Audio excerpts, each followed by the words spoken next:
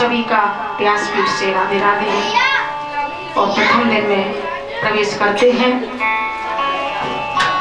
कि सच्चिदानंद रूपाय विश्वोत्पत्त्यादि हेतवे तापत्रय विनाशाय श्री कृष्णाय वयं नमः। जब हम किसी की कथा सुनते हैं तो पहले हम उसके बारे में जानते हैं। जब तक हमारा परिचय नहीं होगा तब तक हमें कथा में रस नहीं आता। तो भगवान क्या है? सत्य, चित और आनंद। जिस प्रकार हम सूर्य की रोशनी से देखते हैं, लेकिन भगवान को किसी की रोशनी से देखने की आवश्यकता नहीं है, वो स्वयं प्रकाशवान है। और भगवान करते क्या है? जैसे एक बालक मिट्टी का घर बनाता है, दिन भर खेलता है और जब मन भर जाता है तो उस मिट्टी के घर को मिटा देता है। वही कार्य मेरे गोविंद का है। पहले सृष्टि की रचना करते हैं, फिर उसका पालन करते हैं, और जब पाप और अत्याचार हद से ज्यादा बढ़ जाता है तो उसका लय कर देते हैं। और तापत्रय विनाशाय, तीनों तापों को मिटाने वाले, देहिक दैविक भौतिक तापा, राम राज काहू नहीं व्यापा, तीनों तापों को मिटाने वाले मेरे गोविंद हैं। तो वेद व्यास जी बड़े चतुर थे। उन्होंने भी जब श्रीमद् भागवत कथा लिखी तो एक ही बात कही कि श्री कृष्णाय वयं नमः। यानी कथा मैंने लिखी है, जैसे ये कथा आप अकेले व्यक्ति की नहीं है, आपके सभी के सहयोग से ये कथा यहाँ प्रारंभ हो रही है। इसी प्रकार श्री वेद व्यास जी ने जब रचना की और रचना करके वो स्वयं को भी इसमें ला सकते थे, लेकिन उन्होंने ऐसा नहीं कहा और कहा श्री कृष्णाय वयं नमः, हम सभी आपको प्रणाम करते हैं। और एक बार शौनकादिक ऋषि बैठे हुए थे, कलिकाल आने वाला था। वे बोले ऐसा कोई कार्य किया जाए जिससे कलयुग आने वाला है और हम क्या कार्य करें। तो सुबह में हवन करना, दोपहर में कथा और संध्या काल में कीर्तन करना उनका नियम था। एक दिन सूत जी महाराज का आगमन हुआ।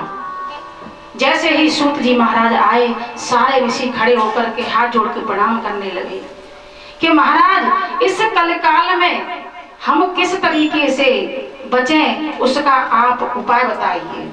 अज्ञान ध्वांत विध्वंस सूर्य कोटि समप्रभ सूताख्याय कथा सारम मम कर्ण रसायनम। हे सूत जी, हर व्यक्ति काल का ग्रास बना हुआ है और हम लोग इससे कैसे बचें, उसका हमें उपाय बताइए। तब सूत जी ने कहा, हे देवताओं, पहले मैं सुखदेव जी का स्मरण करता हूँ, उसके बाद मैं आपको कथा सुनाऊंगा। तो श्री सूत जी महाराज ने सुखदेव जी का वंदन किया है। यम प्रवजन्तमनुपेतम अपेत कृत्यम द्वैपायनो विरह कातरया जुहाव पुत्रेति तन्मयतया तरवो विनेन्दुस् त्वं सर्वभूत हृदय मुनिमानतोऽस्मि। श्री सुखदेव जी जैसे ही जन्म हुआ, जन्म लेकर के 12 वर्ष के अवस्था का जन्म हुआ, जन्म लेकर के तुरंत वन की ओर जाने लगे। तभी वेदव्यास जी उनके पीछे पीछे चलने लगे। हे पुत्र, अभी तुम्हारा यज्ञोपवीत संस्कार नहीं हुआ है, मैया के आंचल को छोड़ करके तू कहाँ जा रहा है। तभी कुछ वृक्षों ने कहा, हे व्यास जी, आपके पुत्र का जन्म सिर्फ अपने लिए नहीं हुआ, लोक हित के लिए हुआ है। और संतों का जन्म जब लोक हित के लिए होता है तो उसमें सिर्फ हमारा नहीं, सर्व समाज का भला करने वाले होते हैं। इस प्रकार उनको समझा करके भेजा और स्तुति की। सूत जी कहते हैं, हे ऋषियों, मैं तुम्हें उस समय की बात बताता हूँ जब श्री सुखदेव जी परीक्षित महाराज को कथा सुना रहे थे। तभी देवता अमृत का कलश लेकर के उनके पास आए और कहा कि आप हमसे अदला बदली कर लीजिए।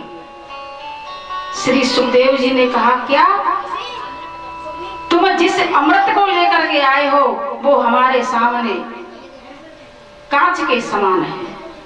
को कांच को मणि महान, कहाँ कांच और कहाँ मणि। इस प्रकार देवताओं को वहां से भगा दिया। देवता ब्रह्मा जी के पास पहुंचे, ब्रह्मा जी हमें श्री सुखदेव जी ने भगा दिया क्योंकि हम अमृत का कलश लेकर के गए थे, उन्होंने अमृत पान नहीं किया और हमें कथा सुनाई नहीं। उन्होंने कहा कि तुम 7 दिन का इंतजार करो, 7 दिन के बाद जब श्री सुखदेव जी परीक्षित महाराज को मोक्ष की प्राप्ति कराएंगे, जब मैं इस कथा को तोलूंगा और 7 दिन के बाद जब परीक्षित महाराज को मोक्ष की प्राप्ति हुई तो श्री ब्रह्मा जी ने एक पलड़े में श्रीमद् भागवत रूपी कथा को रखा और दूसरे पलड़े में पूरा सर्वस्व की चीजें रख दी। देखा तो श्री भागवत जी का पलड़ा भारी रहा। ब्रह्मा जी ने कहा, कलिकाल में भागवत जी के अलावा और कोई साधन ऐसा नहीं है जिससे व्यक्ति को मोक्ष की प्राप्ति हो जाए। और यह कथा सिर्फ आप और हम नहीं, जो हमारे पितृ और देवता, आप सभी को ये कथा सुना सकते हैं क्योंकि ऐसी कथा है जो आपको सिर्फ कलयुग में ही सुनने को मिलेगी। क्योंकि भगवान कृष्ण जब चले गए थे तो अपने आप को श्री भागवत जी में समाहित करके कहा कि कलयुग में यदि व्यक्ति का कल्याण होगा तो श्री भागवत जी से ही होगा। तो सूत जी सभी शौनकादिक ऋषियों को कथा सुनाते हैं क्योंकि उस समय न तो किसी चीज की चिंता थी, एक लंगोटी और धोती, भोजन के लिए कंदमूल फल यही खाते थे और परिवार सहित कथा सुनते थे।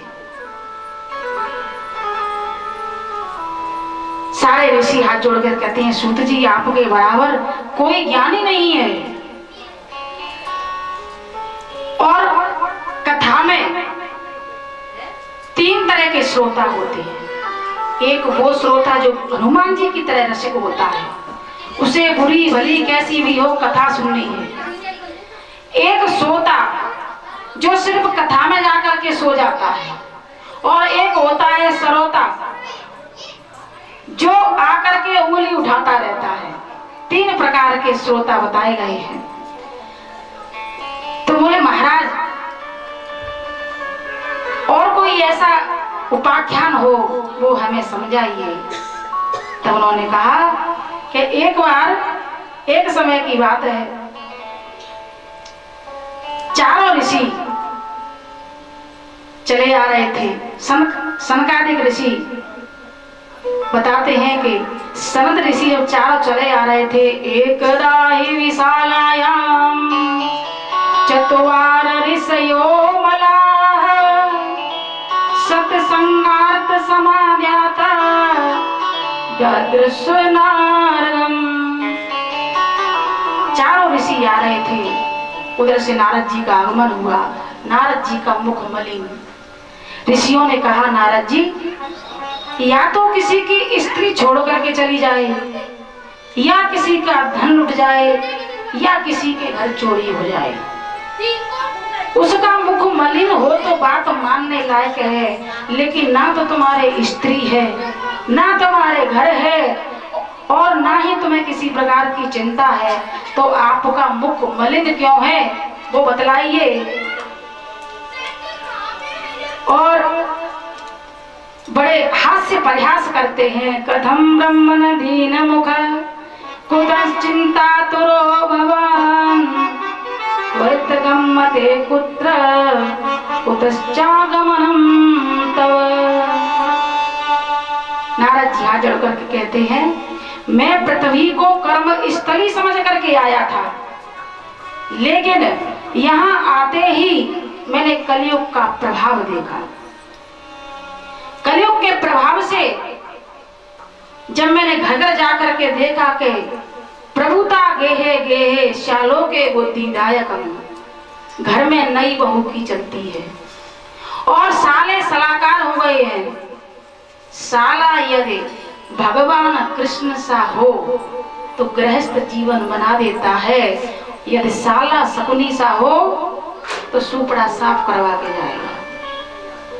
और क्या देखा कि कामिन्य केस शूल्यान्य अट्टह शूला जनापदा, अनाज बाजारों में बिक रहा है और स्त्रियां पेट पालन करने के लिए वेश्यावृत्ति कर रही हैं। इस प्रकार उन्होंने कलयुग का वर्ण बताया और कहा कलयुग में कैसे कैसे लोग हैं, चौपाइयों सहित बताया है किसी स्वामी जी ने। कैसे कहा, बहुधाम समारहे धाम जति विषया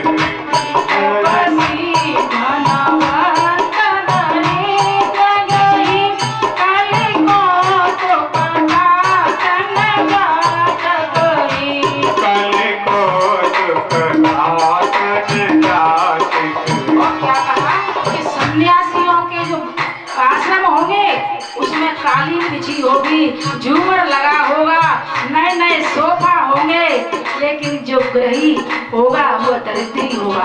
और क्या कहा, कोलवंती निखार है नारी सती, नारी सती यह आनंद तेरी निवेरी गति, यह आनंद तेरी निवेरी गति। सुतमान है माता पिता जगनो, अवलादन नीत नहीं तब।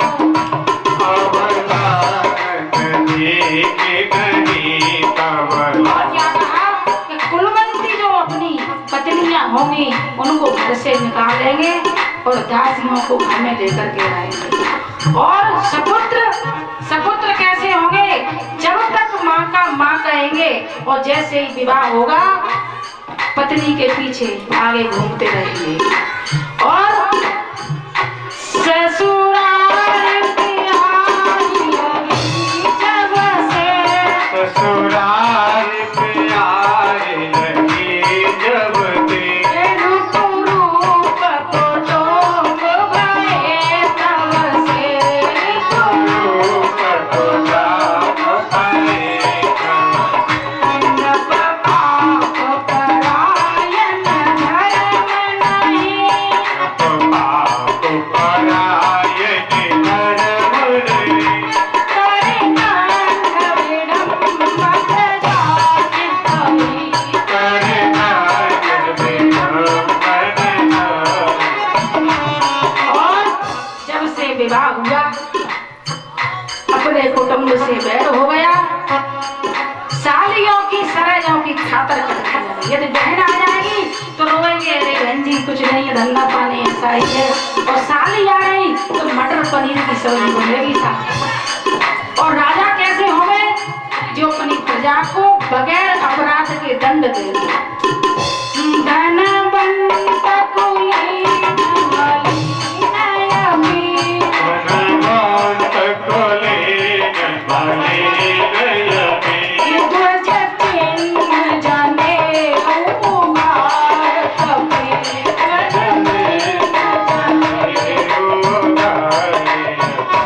महिमान पुराण निवेदन